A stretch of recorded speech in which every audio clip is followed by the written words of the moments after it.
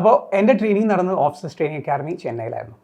അപ്പോൾ അതിലോട്ട് നമ്മൾ ചെല്ലുമ്പോൾ എസ് എസ് ബി കഴിഞ്ഞ് നമ്മൾ മെഡിക്കൽസ് ഉണ്ടാവും. പിന്നെ ഒരു 2 മാസം കഴിഞ്ഞിട്ടാണ് നമ്മൾ അക്കാഡമിക്ക് പോവുക. ആ 2 മാസം നമ്മൾ ഭയങ്കര എക്സൈറ്റഡ് ആയിരിക്കും.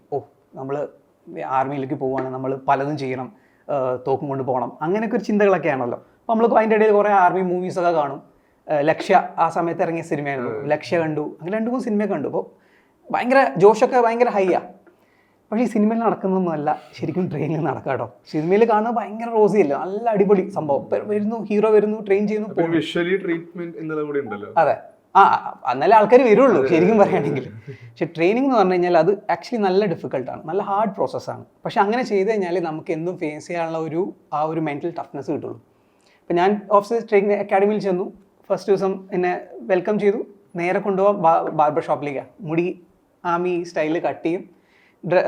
ഈ ആർമിയിലെ ടീംസ് നമ്മൾ കമ്പനി എന്നാണ് പറയുക. ഓരോ കമ്പനിയിൽ പിന്നെ പ്ലാറ്റൂൺസും ഉണ്ടാവും. അപ്പോൾ ഓരോ കമ്പനി നമുക്ക് അലോട്ടഡ് ആവും.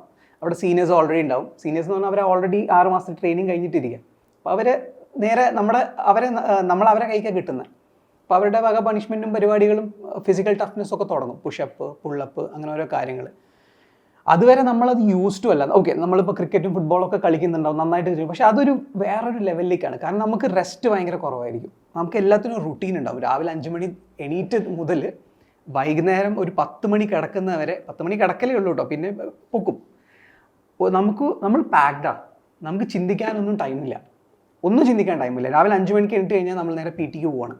PT ഒരു 2 കിലോമീറ്റർ ദൂരമുള്ള ഒരു സ്ഥലത്തായിരിക്കും PT ഉണ്ടാവുക. സൈക്കിളിൽ പോകണം. 4 പേര് ഒരു സ്ക്വാഡായിട്ടാണ് സൈക്കിളിൽ പോവുക.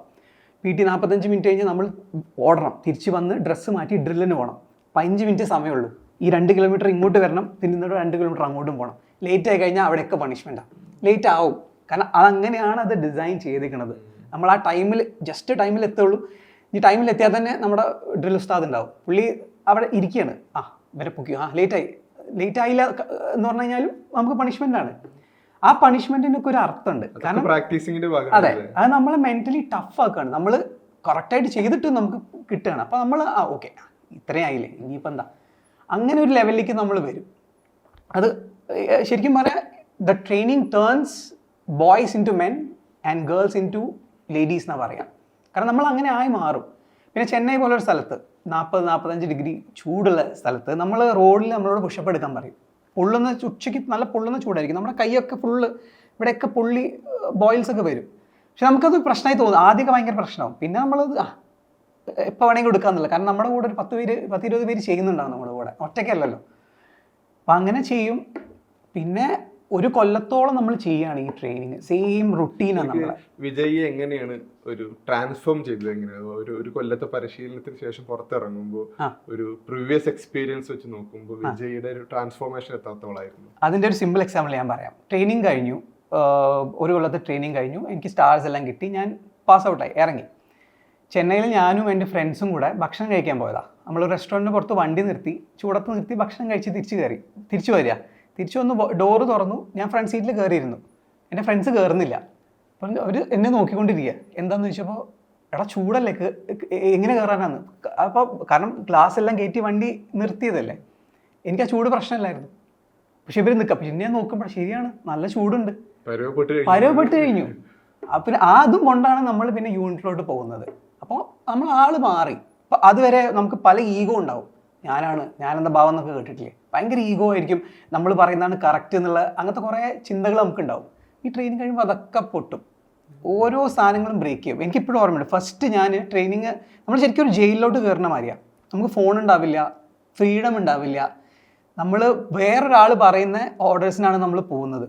അപ്പോൾ അത് നമുക്ക് ഭയങ്കര ബുദ്ധിമുട്ടായിരിക്കും. കാരണം സ്പെഷ്യലി ഞാനൊക്കെ UK നിന്ന് വന്ന ഒരാൾ, ഫുൾ ഫ്രീഡായിട്ട് നടക്കുന്ന ഒരാൾ, നേരെ വരുന്നത് ഇങ്ങനെയാണ്. അപ്പോൾ നമുക്ക് അറിയാൻ പറ്റില്ല, ആകെ കൂടെ കഷ്ടമാണല്ലോ എന്നുള്ളത്. ഒരാഴ്ച കഴിഞ്ഞിട്ടാണ് ഫസ്റ്റ് വീട്ടിലേക്ക് വിളിക്കുക. അതുവരെ നമ്മൾ വീട്ടിലേക്കൊന്നും വിളിക്കുന്നില്ല. ഞാൻ എന്ന് പറയുമ്പോൾ ഒരു സ്കൂൾ 12ാം ക്ലാസ് കഴിഞ്ഞ മുതൽ ഞാൻ വീട്ടിൽ നിന്ന് വിട്ടാൽ നിൽക്കണേ. ഒരു ഓൾമോസ്റ്റ് 7-8 കൊല്ലം വീട്ടിൽ നിന്ന് വിട്ട് നിൽക്കുന്ന ആളാണ്. എനിക്ക് പ്രശ്നമുള്ള കാര്യമല്ലായിരുന്നു അത്. പക്ഷേ ഒരാഴ്ച കഴിഞ്ഞിട്ട് അമ്മയെ ഫസ്റ്റ് വിളിക്കുമ്പോൾ, ബൂത്ത് പോയിട്ട് ഫോൺ വിളിക്കുക കേട്ടോ, ലൈനിൽ നിൽക്കുക. നമ്മുടെ ടേൺ വരുമ്പോൾ ഫോൺ എടുത്തിട്ട് എനിക്ക് അമ്മയോട് സംസാരിക്കാൻ പറ്റില്ല. ഞാൻ കരയാൻ നിന്നിട്ട് വല്ലാത്തൊരു ഫീൽ. അന്നൊക്കെ എനിക്ക് മനസ്സിലായി, ഇത് ഞാൻ ആൾ മാറിപ്പോയിട്ടുണ്ട്. നമുക്ക് അത്രയും സഹിക്കാൻ പറ്റാത്തൊരു ഫീലിംഗ് വരും.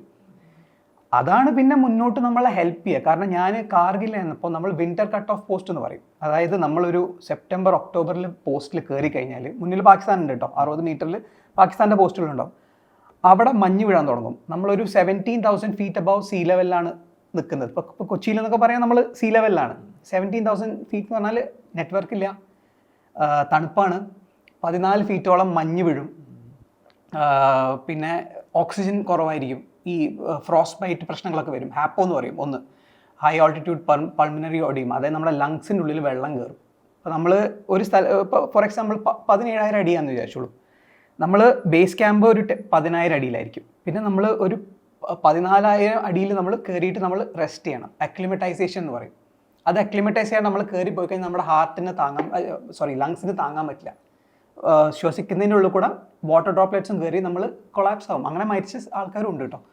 അപ്പം അങ്ങനെ വേണം നമ്മൾ കയറി പോവാൻ. അപ്പോൾ അതിനൊക്കെ നമുക്ക് ആക്ച്വലി ഈ ഒരു ട്രെയിനിങ് ആണ് നമ്മളെ ഇതിനൊക്കെ എയ്ഡ് ചെയ്യുന്നത്. കാരണം നമുക്ക് യൂസ് ടു ഇറ്റ് നൗ.